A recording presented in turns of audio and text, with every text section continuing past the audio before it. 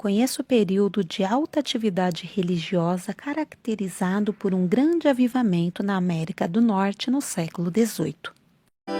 Para quem não me conhece, eu sou a Silvana do canal Diário Pentecostal, especialista em História e Teologia do Protestantismo no Brasil.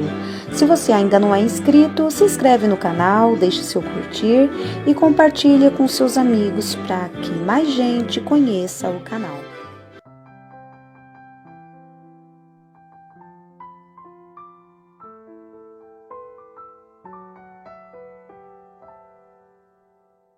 Estou trazendo no canal movimentos no mundo religioso que contribuíram para o surgimento do movimento pentecostal.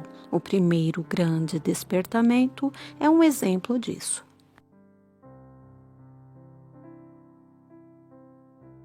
Contexto histórico e religioso, Aliança Meio Termo, Jonathan Edwards, Primeiras Conversões, Pregação Poderosa, Efeitos do Primeiro Grande Despertamento, 3 grandes pregadores, 3 grupos avivalistas, Princípios Bíblico-Teológico, Conhecimento Experimental de Deus. Jonathan Edwards iniciou seu ministério, a sua região, a Nova Inglaterra, já havia sido colonizada pelos ingleses há 100 anos. Os colonizadores foram os famosos puritanos calvinistas que lutaram por uma igreja mais pura no seu país de origem e que eventualmente foram para o Novo Mundo a fim de viverem sem impedimentos de acordo com as suas convicções.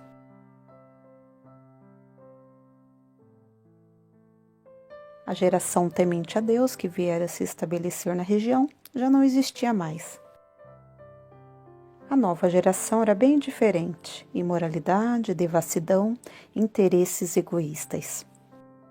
Poucos se interessavam pela vida do porvir. Mesmo aqueles que ainda se apegavam às aparências exteriores da região haviam perdido a essência dela. O rol de membro das igrejas minguava cada vez mais.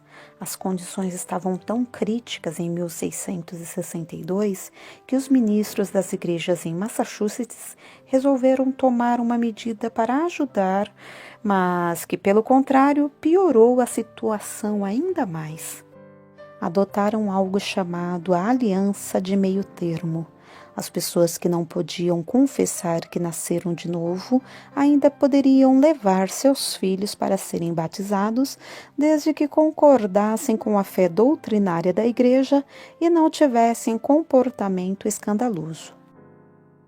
Quando os filhos crescessem, se também não pudessem testificar que eram convertidos, seriam privados de apenas um privilégio: participar da ceia do Senhor.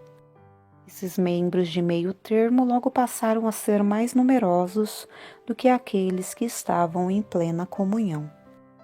Era até socialmente aceitável ser membro de meio termo.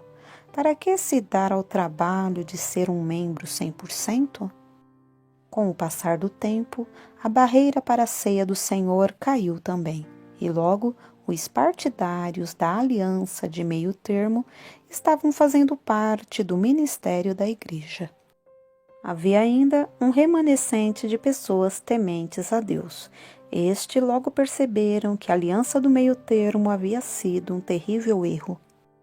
Algo cataclísmico seria necessário para evitar que a trêmula chama do cristianismo vivo se apagasse por completo. 5 anos depois de completar os estudos teológicos, aceitou o pastorado da Igreja Congregacional de Massachusetts. O antecessor fora seu avô Samuel Stoddard. Stoddard era o homem que primeiro abriu o caminho da ceia do Senhor aos não convertidos, com a única condição de que não fossem escandalosos no seu comportamento. Deixe que venham à mesa do Senhor, ele argumentava. Pode ser que sejam ajudados. A deixa de Stoddard logo passou a ser praxe na maioria das igrejas na Nova Inglaterra. Eduardo ficou cada vez mais preocupado com a condição espiritual dos membros de sua paróquia. Em 1734, começou uma série de pregação sobre justificação pela fé somente. Nelas, destruiu uma por uma as esperanças de vida eterna que tantos ali alimentavam. Sua moralidade, seu status de membro de igreja através da aliança de meio termo, sua participação na ceia do Senhor, nada disso tinha valor algum.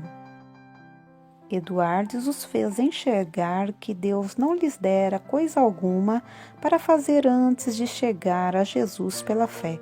Todas as suas obras anteriores eram inaceitáveis à sua vista. O Espírito Santo usava os gumes afiados das pregações para cortar fundo. As pessoas não conseguiam dormir aos domingos. No dia seguinte, não falavam de outro assunto, senão a reviravolta surpreendente que vinha do púlpito.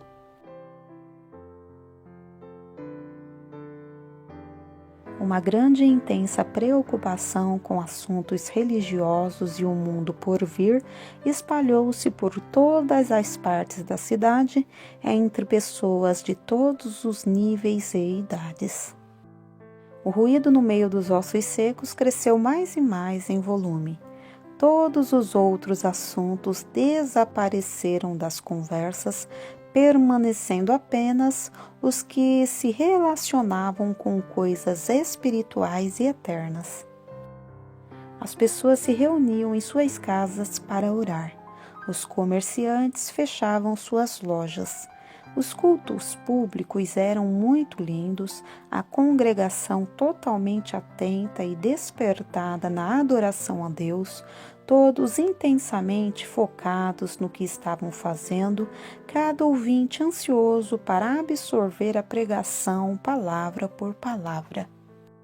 Lágrimas fluíam, algumas de tristeza e angústias, outras de alegria e amor, outras ainda de compaixão e preocupação com a condição espiritual dos que estavam por perto. Dia e noite, pessoas chegavam à casa espiritual para trazer notícias da própria conversão ou para procurar a ajuda do pastor. 100 pessoas foram recebidas como membros antes do culto de Santa Ceia. Em 6 meses, 300 pessoas haviam se convertido em Hortentiam, de uma população de 1.100. Logo, o avivamento se alastrou para as outras vilas e cidades. Em breve, por volta de 100 comunidades foram afetadas. No seu mais famoso sermão, Pecadores nas Mãos de um Deus Irado, ele comparou o pecador a uma aranha ou um inseto nojento suspenso acima das chamas. Você está suspenso por uma linha tênue, com as chamas da cólera divina lampejando à sua volta, prontas a cada instante a chamuscar e a queimar essa linha por completo.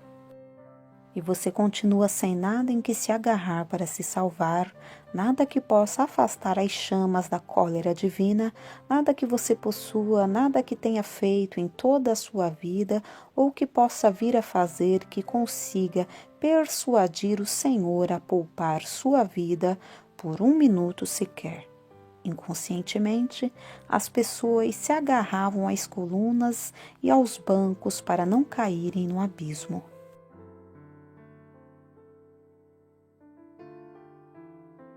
Efeitos do grande despertamento, crescimento das igrejas, reflexão bíblica e teológica, ênfase em missões e educação, liberdade política e religiosa.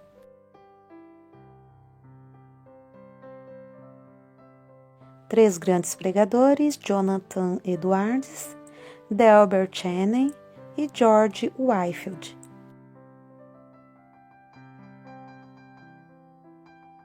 Três grupos avivalistas, velhas luzes que opunham-se a formas não tradicionais de culto e criticavam os excessos emocionais. T.R. Chauncey. Extremados com ênfase no emocionalismo, James Davenport. E novas luzes, posição intermediária entre velhas luzes e extremados, viam muitos elementos positivos nos avivamentos de Edwards e outros.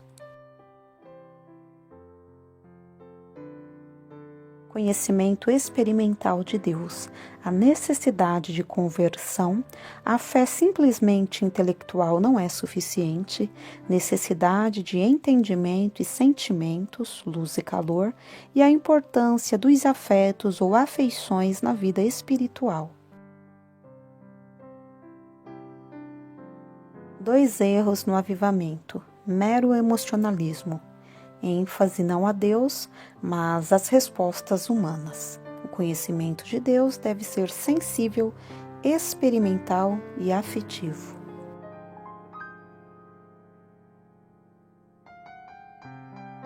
Fundamento: as Escrituras e a fé reformada. Ponto de partida: o Deus soberano em sua majestade, graça e glória.